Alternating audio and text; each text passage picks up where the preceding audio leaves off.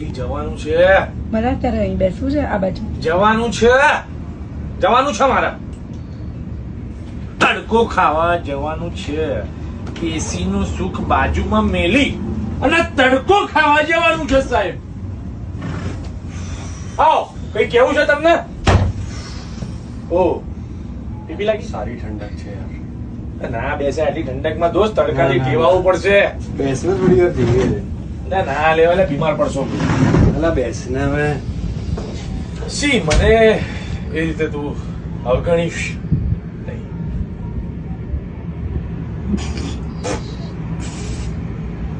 કેમ હસું ભાઈ?